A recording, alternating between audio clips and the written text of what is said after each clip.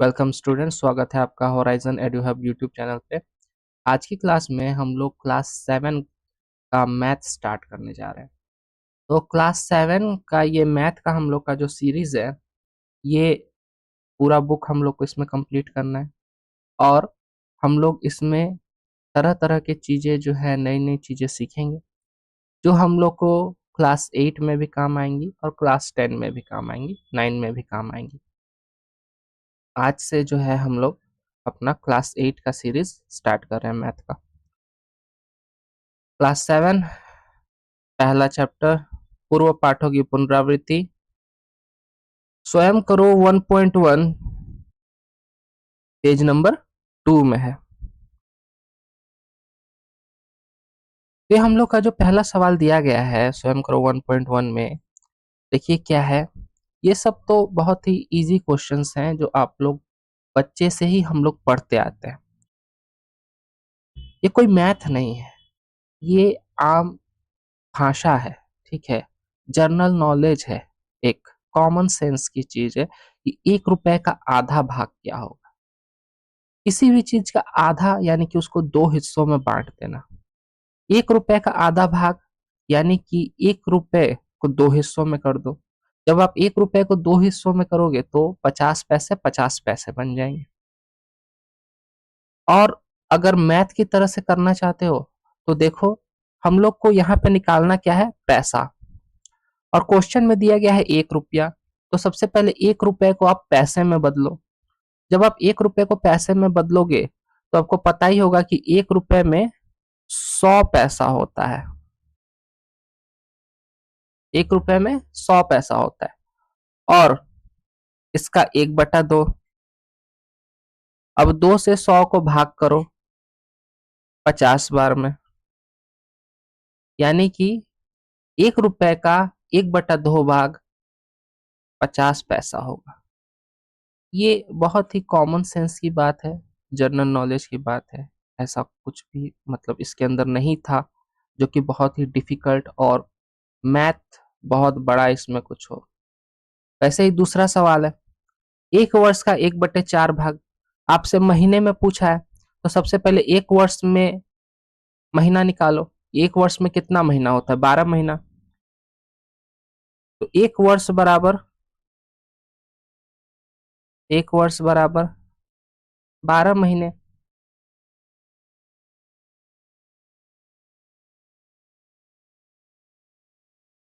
अब 12 का 1/4, 4 से काट लो 12 को, यानी कि यहाँ पे कितना आएगा, 3 महीना। तो इस तरह से जो है हम लोग को ये सारे सवाल करने हैं। आगे बढ़ते हैं। 4 रुपए का 5/8 भाग, कितना रुपया, कितना पैसा होगा। तो देखो, यहाँ पे रुपया भी पूछा है और पैसा भी पूछा है। तो ठीक है भाई, 4 रुपए का 5/8 भाग, 4 से इस 8 को काट दो 2 बार में, क्या आया, 5/2। अब 2 से 5 को भाग करो तो 2 बार में 4 आ जाएगा, 1 बचेगा, यानी कि 2 रुपया 1 पैसा। क्या ये सही है? नहीं, ये सही नहीं है। क्यों सही नहीं है भाई? क्योंकि 5 का आधा 2.5 होता है। तो हम लोग को क्या करना है, अब यहाँ पे आता है दशमलव की बारी। यहाँ दशमलव दीजिए, जीरो लगाइए, 5 बार में ये 10 हो गया। यानी कि सीधा सीधी कहे तो 2 रुपए 50 पैसा, ये होगा इसका उत्तर।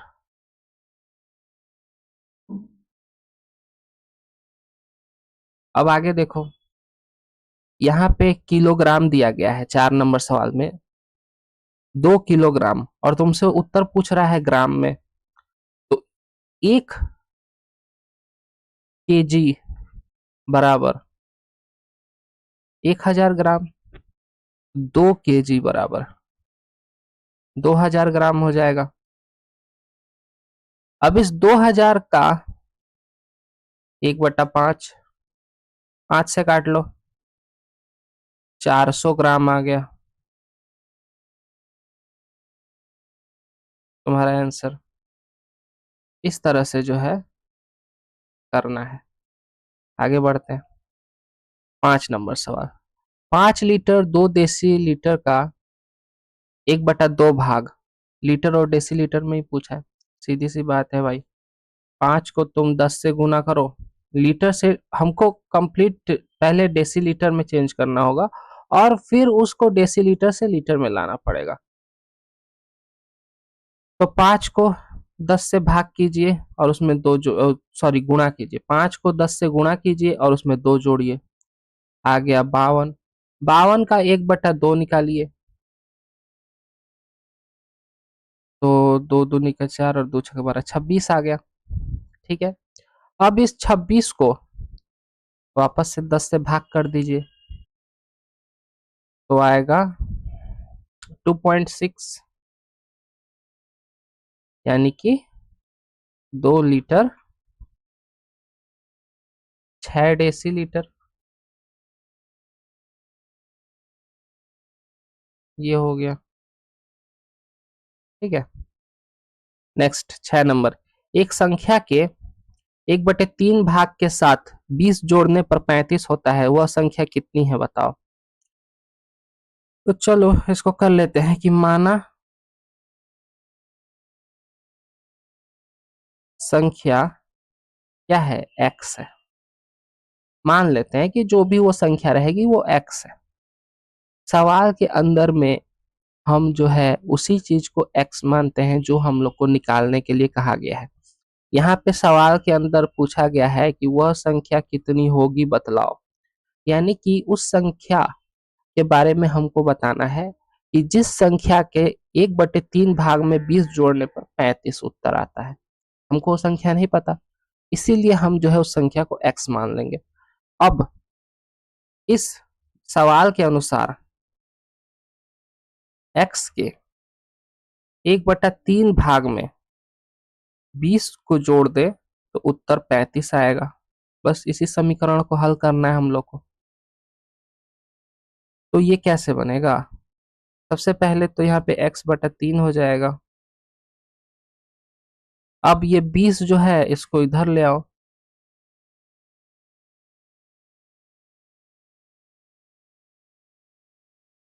इसके बाद 35 में से 20 घटा लीजिए। 35 में से 20 जब आप घटाएंगे तो आएगा 15, और x बराबर 15 × 3,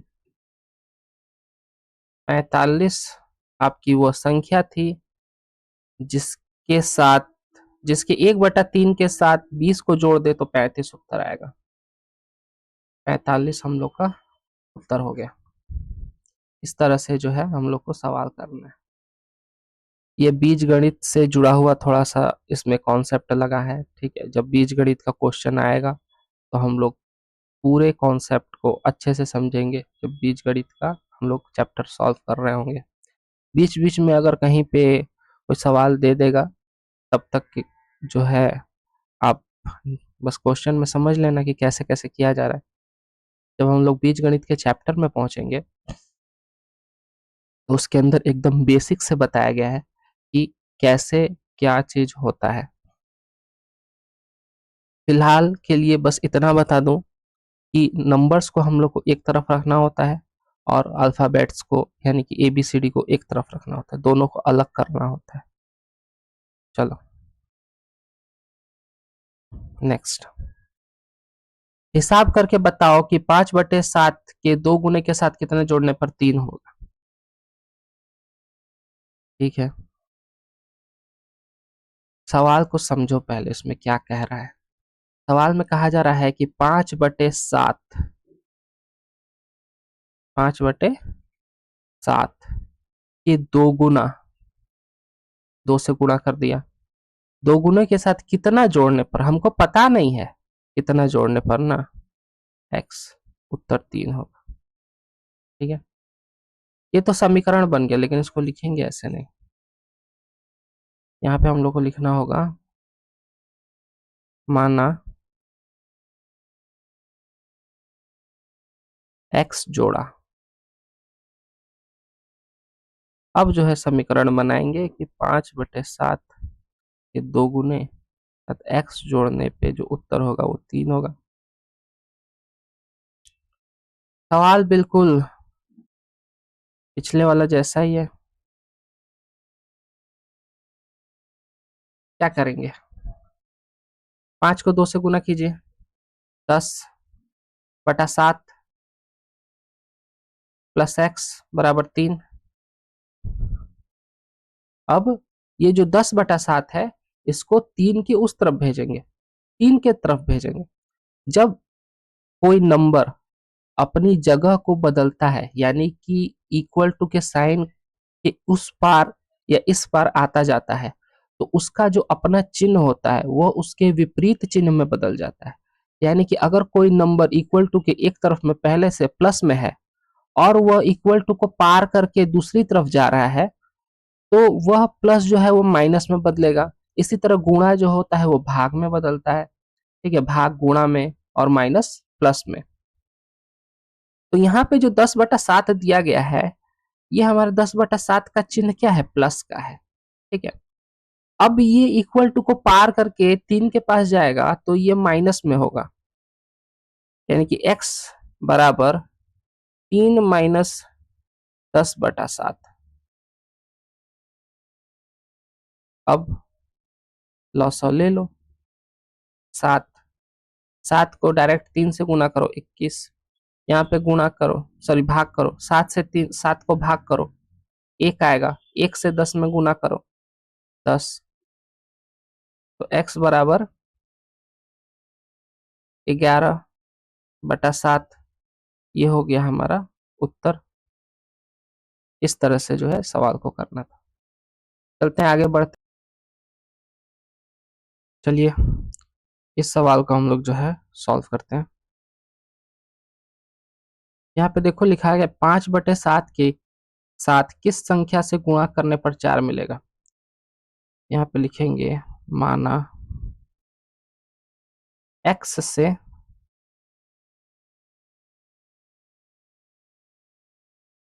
गुणा किया,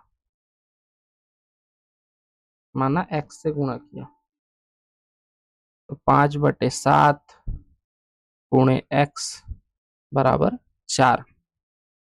अब क्या करेंगे, ये जो 5/7 है इसको हमको 4 के पास लेके जाना है, इस x से अलग करना है, इस ये जो नंबर दिया है, इस सॉरी अल्फाबेट जो दिया है उससे अलग करना है। तो क्या होगा, x बराबर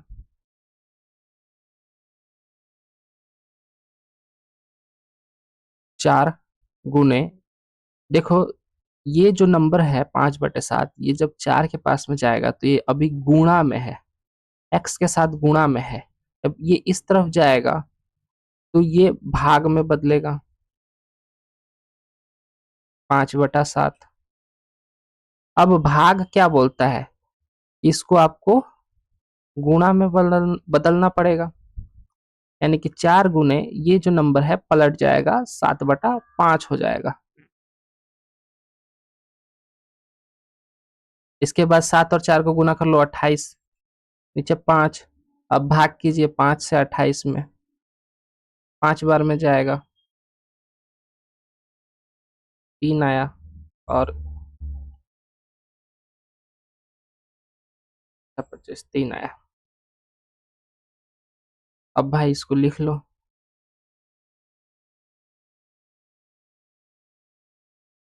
और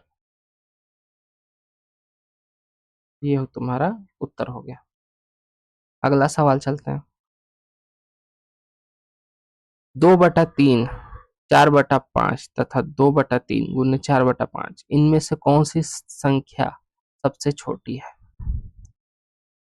पहला एक ये दिया है, दूसरा संख्या ये दिया है, और तीसरा यहाँ पे ये दिया है। इन तीनों में कौन सबसे छोटा है ये बताना है। तो चलो देख लेते हैं कौन छोटा है। 2/3 कॉमा 4/5 कॉमा 2/3 गुने 4/5। अब इसके बाद यहाँ पे करना क्या है, ये जो 2/3 है और 4/5 है ये तो ऐसे ही रहेंगे, लेकिन ये वाली चीज इसको हम लोग को थोड़ा सा इसमें काम करना पड़ेगा।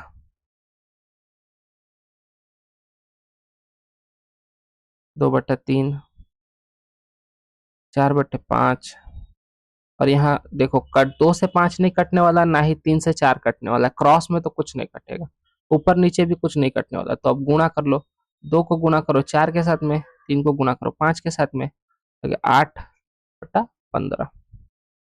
इतना कर लेने के बाद में अब हम लोग क्या देखेंगे कि ये 3, ये 5 और ये 15 का लसा लेंगे।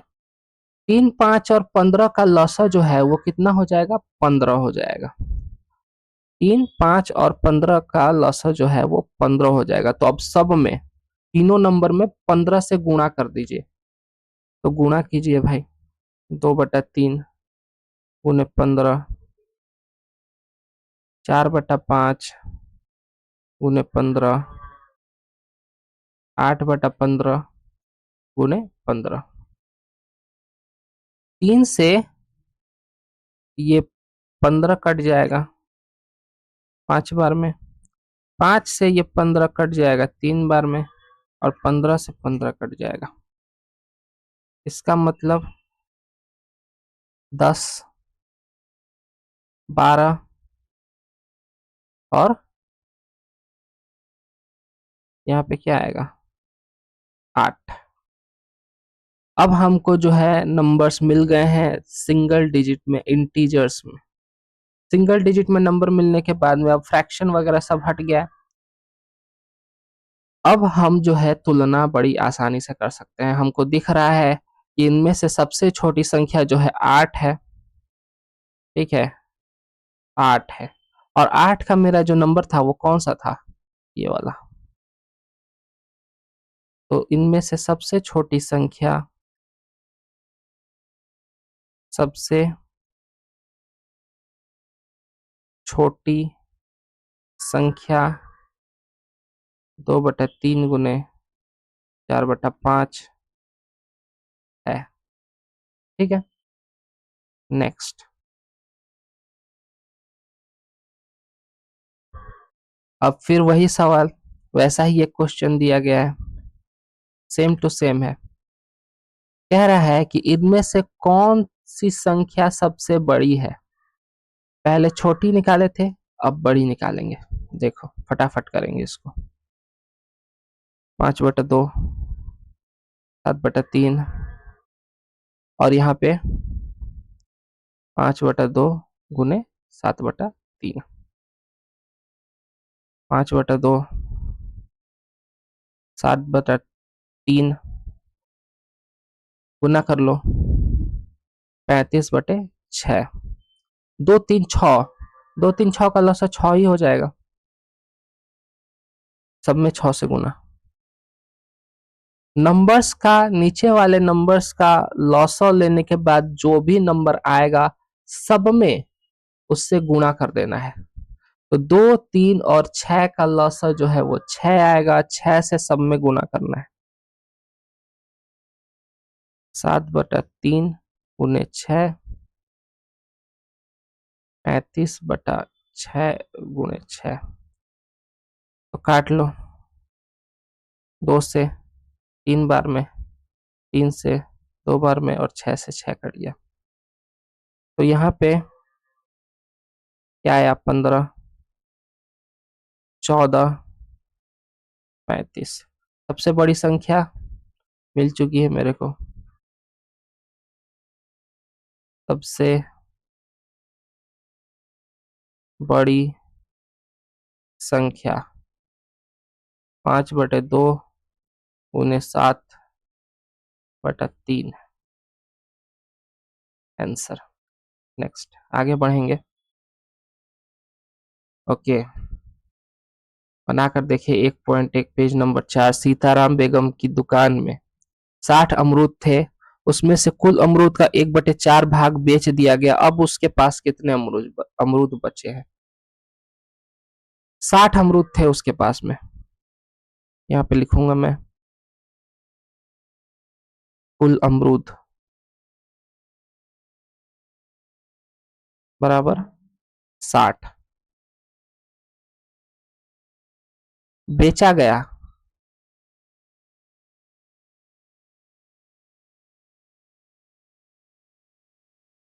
अमरूद, बेचा गया अमरूद कितना है? 1/4।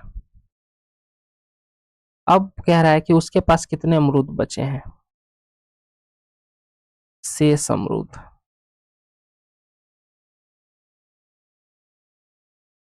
कैसे निकलेगा भाई? 60 का 1/4, 4 के पहाड़ा में 15 बार में कट जाएगा।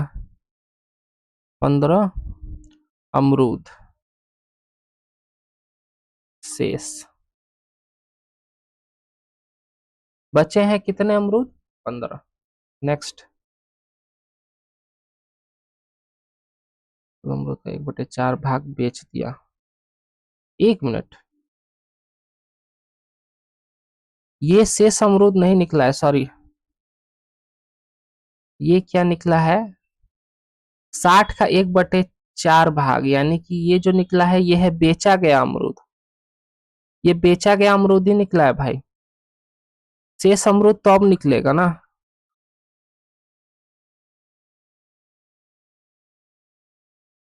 60 अमरूद उसके पास में थे, 1/4 भाग बेचा है, लेकिन वो 1/4 भाग कितना होगा? वही तो यहाँ निकाला। 60 का 1/4 कितना होगा? 15। 15 अमरूद जो है उसने बेचे हैं। शेष कितने बचे? 60 माइनस 15, 45 अमरूद।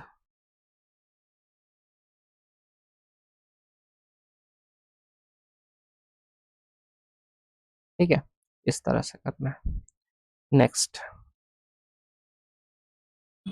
माँ ने मुझे 60 रुपया का 5/6 भाग, भैया को 45 रुपए का 5/9 भाग दे, तो माँ ने किसे अधिक रुपए दिए? यहाँ लिखेंगे माँ ने मुझे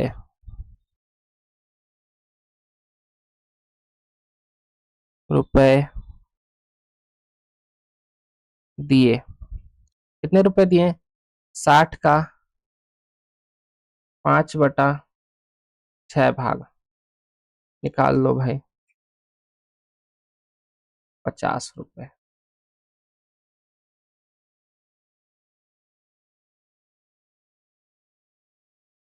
माँ ने भैया को रुपए दिए। 45 का 5/9 भाग,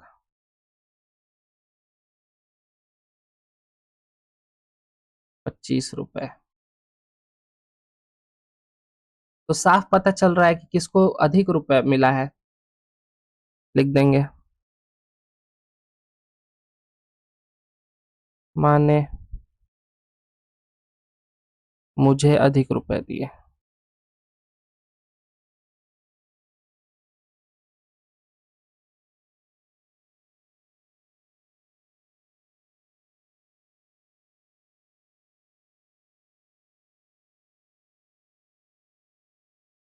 ये हो गया आंसर। नेक्स्ट। अगला जो हम लोग का सवाल है, गणेश बाबू ने 3 दिन में एक काम को क्रम 3/14 पहले दिन, 4/7 दूसरे दिन, तीसरे में 1/21 भाग खत्म किया है, तो उसने 3 दिन में कुल कितना भाग खत्म किया एवं कितना भाग काम बाकी रह गया? ठीक है, कुल कार्य पहले निकाल लेंगे कितना हुआ है। 3/4, 4/7, 1/21 भाग काम खत्म हो गया है, यानी कि कुल कार्य पूरा हुआ, जोड़ लो सबको भाई।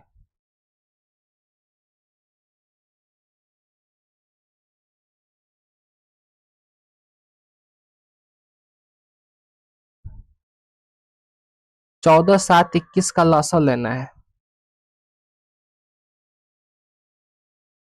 14 और 7 का लॉसा तो आ जाएगा 14। अब 14 और 21 का जब लॉसा लेने जाओगे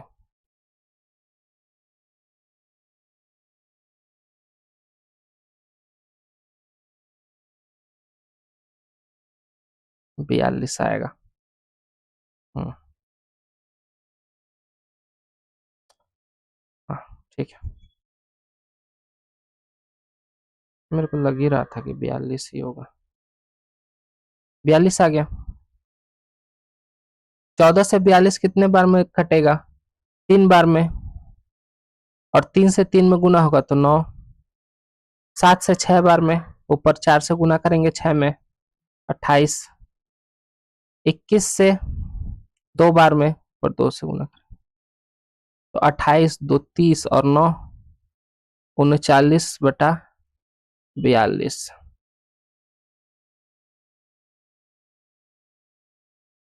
क्या 3 के पहाड़ा में कट सकता है क्या? 3 एकम 3, 3 तिहाई 9, 3 एकम 3, 3 चौके 12, 13/14 कुल कार्य पूरा हुआ है। भाग की एक, कितना भाग काम खत्म किया, कितना भाग काम बाकी रह रहा है। माना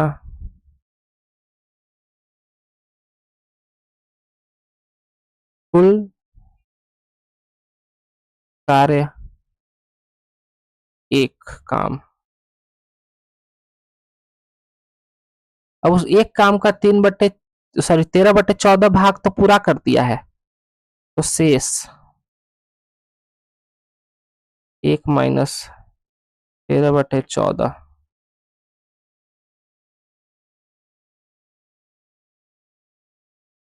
1/14 भाग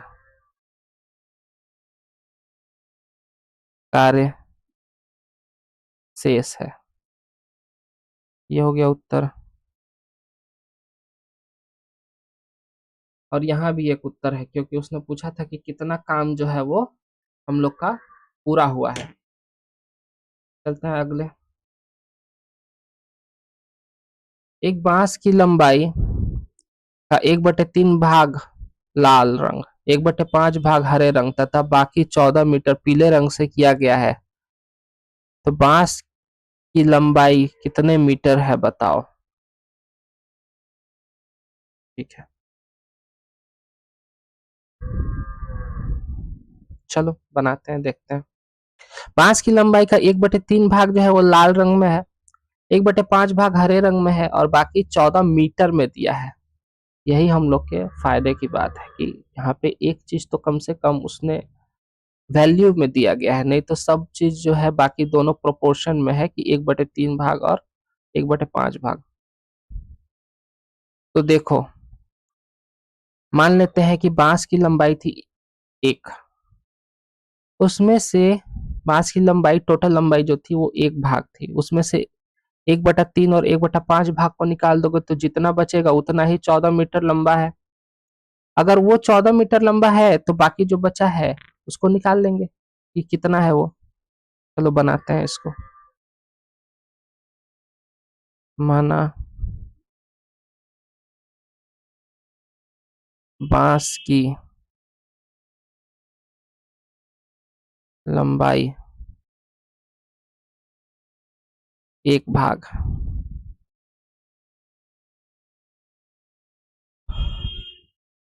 तो लाल प्लस हरा रंग बराबर 1/3 प्लस 1/5, 15। 3 से इसको भाग करेंगे यहाँ 5 आएगा, और 5 से 15 भाग करेंगे 3 आएगा।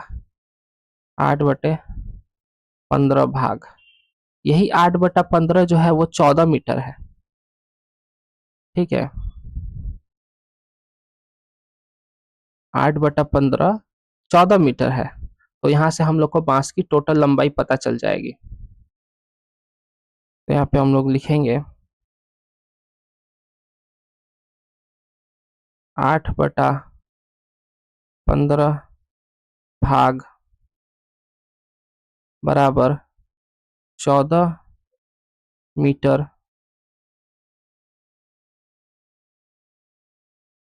पीला रंग। एक भाग 14 × 15/8। तो 8 से काट लीजिए। 8 से नहीं, कितने से कटेगा? 2 से। 2 × 7 = 14, 2 × 4 = 8। 4 से काटो। नहीं, 4 से नहीं कटेगा। कितने से जाएगा ये? देखो इस सवाल में ना थोड़ी सी गड़बड़ी हो गई है। गड़बड़ क्या हुआ है कि 8/15 भाग जो है ना, इसको हम लोग को एक भाग से घटाना होगा। क्यों घटाना होगा? क्योंकि एक भाग जो है हम लोग का, उसमें से हमारा 1/3 भाग और 1/5 भाग इसको निकाल देंगे जब, तब ना हमको 14 मीटर वाला मिलेगा। तो यहाँ पे जो है 1/3 भाग और 1/5 भाग को मिला के 8/5 भाग होता है, उसको एक भाग में से निकालना होगा। तो यहाँ पे हम लोग लिखेंगे शेष भाग 1 - 8/15। यहाँ पे 15 - 8 तो आ गया 7/15। अब ये जो 7/15 है,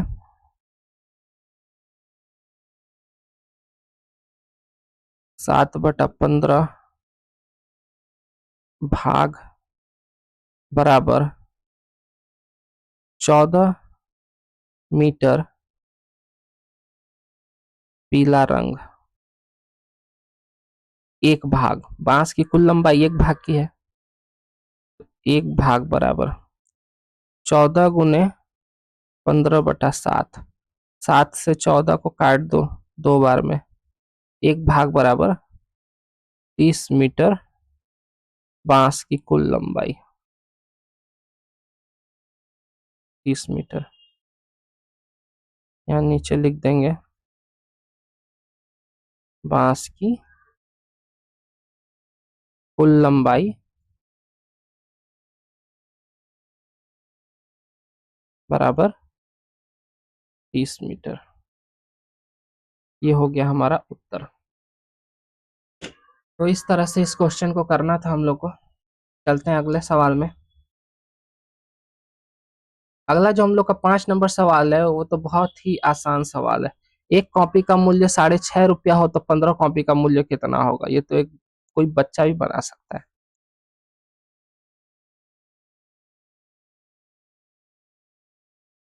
एक कॉपी का मूल्य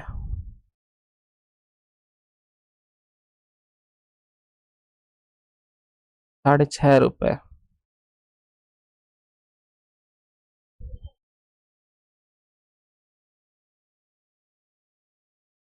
कॉपियों का मूल्य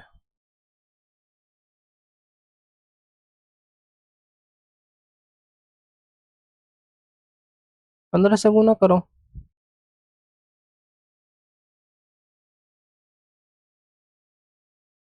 5 से 0 में गिना किया 0। 5 से 5 पे बचा 25 का 5 ऐसे 2। 5 × 6 = 30, 2 = 32। 0 5 6 0 5 7 9। अब दशमलव कहाँ लगेगा, ये सबसे बड़ी बात है। तो देखो 2 नंबर के बाद यहाँ पे लगा है ना, तुम भी 2 नंबर के बाद लगा दो। इतना रुपया ऐसे लिखो, कॉपी का मूल्य लिखो। 15 कॉपियों का मूल्य, 15 कॉपियों का मूल्य कितने रुपए? आंसर। चलते हैं अगले सवाल में। एक बक्से में चीनी के 12 पैकेट है, प्रत्येक पैकेट का वजन 2.84 किलोग्राम है। बक्सा सहित कुल पैकेट का वजन 36 किलोग्राम हो तो बताओ कि बक्से का वजन कितना होगा। ठीक है भाई, ध्यान से देखना। एक बक्से में कितने पैकेट है? 12 पैकेट, और प्रत्येक पैकेट का वजन 2.84 किलो है। बक्सा सहित यानी कि बक्सा लेके वजन दिया गया है 36 किलो, तो बताओ कि बक्से का वजन कितना है। बहुत सिंपल है, एक बार तुम टोटल पैकेट के साथ कितना वजन हो रहा है वो निकाल लो और बक्सा सहित वाले से उसको घटा दो, तो तुमको पता चल जाएगा कि बक्से का वजन कितना होगा। ठीक है, तो यहाँ पे लिखेंगे बक्सा रहित वजन, बक्सा रहित यानी बक्सा छोड़ के, बक्सा रहित वजन 12 इंटू 2.84, गुना कर लो भाई, कितना आ जाएगा? 2.84 इंटू 12,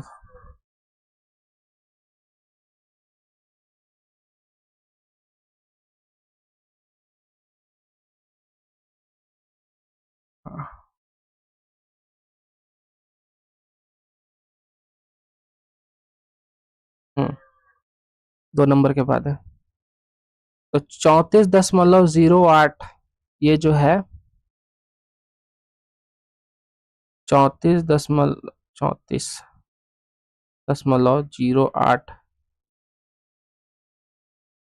किलोग्राम ये बक्सा रहित वजन है।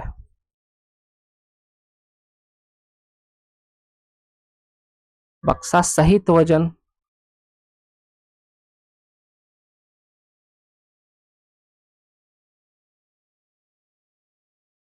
36 किलो दिया ही हुआ है,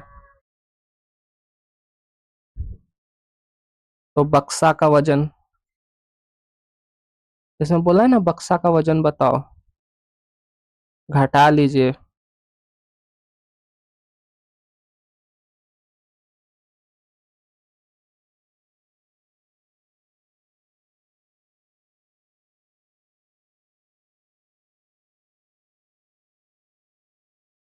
दो, यहाँ पे क्या आएगा? 9, 1,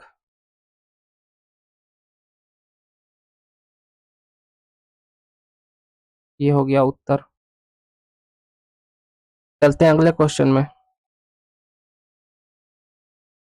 चावल के बोरे का परिमाण दिया गया है 0.75 भाग, चावल के बोरे के परिमाण का 0.75 भाग चावल का मूल्य 1800 रुपए है, तो उसके 0.15 भाग का मूल्य कितना होगा? यहाँ देखो, यहाँ पे हम लोग लिखेंगे कि डायरेक्ट इसको बनाएंगे 0.15, 0.15 भाग का मूल्य, 0.15 भाग का मूल्य। अब यहाँ पे देखना ध्यान से, 1800 जो रुपया है ये कितने भाग का है? 0.75, तुमको निकालना है 0.15 का, बस हो गया काम।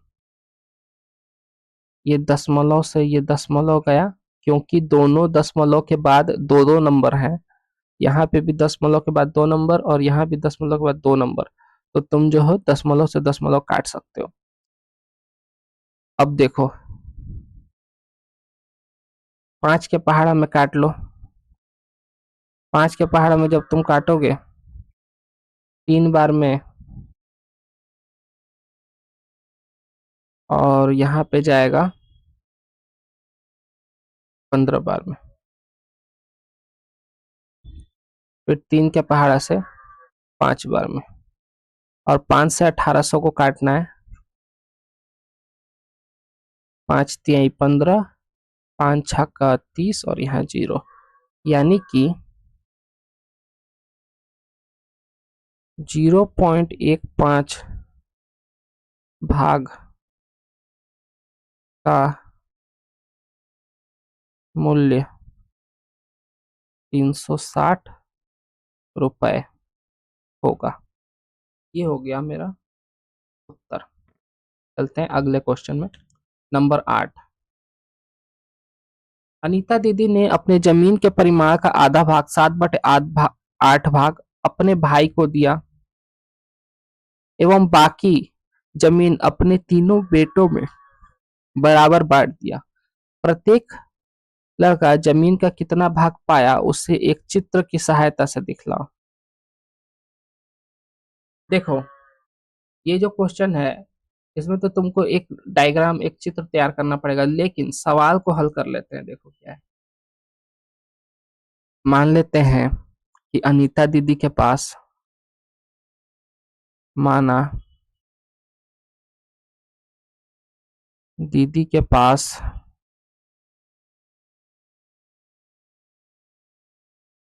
कुल जमीन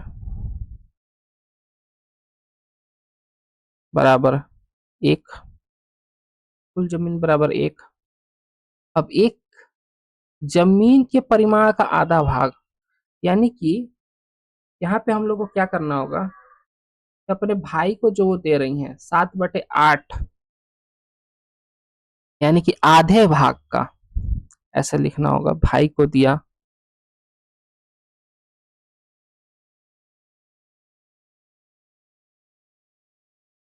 आधे भाग का 1 है, वो कह रहे हैं कि जमीन के कुल परिमाण के आधे भाग का, यानी कि जमीन 1 था, 1 का आधा 1/2, 1/2 का 7/8 भाग जो है अपने भाई को दे दे रही है, यानी कि 7/16 भाग। बाकी जो जमीन बच जा रही है, यानी कि आधा जो जमीन बच गया है उसको, यानी कि 7/16 भाग जो है अपने भाई को देने के बाद जो भी उनके पास बच रहा है वो 3 हिस्से में बांटकर अपने तीनों बेटों को दे दे रही है। ठीक है, तो चलो यहाँ पे लिख देंगे क्या। यहाँ हम लोग लिखेंगे जमीन के बचा भाग,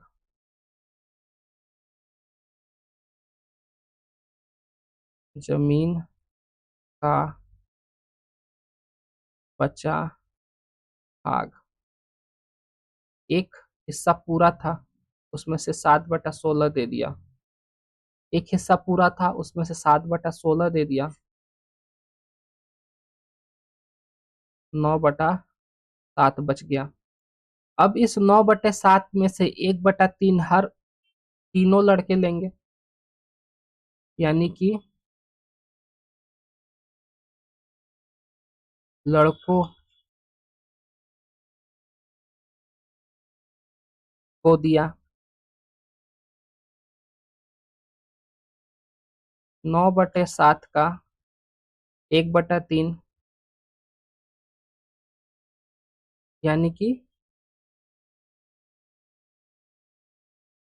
और यहाँ मैंने 7 लिख दिया ना, 16 होगा ना यहाँ पे, 3/16 भाग जो है वो हर एक लड़का लेगा। अब इसके लिए डायग्राम एक हम लोग को तैयार करना पड़ेगा, वो करने की कोई जरूरत नहीं है। और आज मेरे को थोड़ा सा नींद आ रहा है, ठंडे का भी मौसम है। तो चलो अगला सवाल, 9 नंबर। तो यहाँ से हम लोग जो है अगले वीडियो में करेंगे, ठीक है। यहाँ से जो भी सवाल हम लोग का बाकी बच जा रहा है वो हम लोग को अगले क्लास में, अगले वीडियो में करना है। नहीं तो वीडियो काफी लंबी हो जाएगी अगर मैं पूरा करने जाऊंगा तो तुम लोग से मिलता हूँ मैं अगले वीडियो में, जिसमें हम लोग इसका बचा हुआ पोर्शन को पूरा कर लेंगे। तब तक के लिए गुड बाय, और वीडियो को लाइक करना, सब्सक्राइब करना, अपने दोस्तों के साथ शेयर करना, और कोई डाउट और कुछ नहीं समझ में आया हो तो कमेंट जरूर करना, मैं तुम्हारा डाउट जरूर सॉल्व करूंगा। और तुम लोग से मिलता हूँ मैं अगले वीडियो में, तब तक तुम लोग जो है सवाल को प्रैक्टिस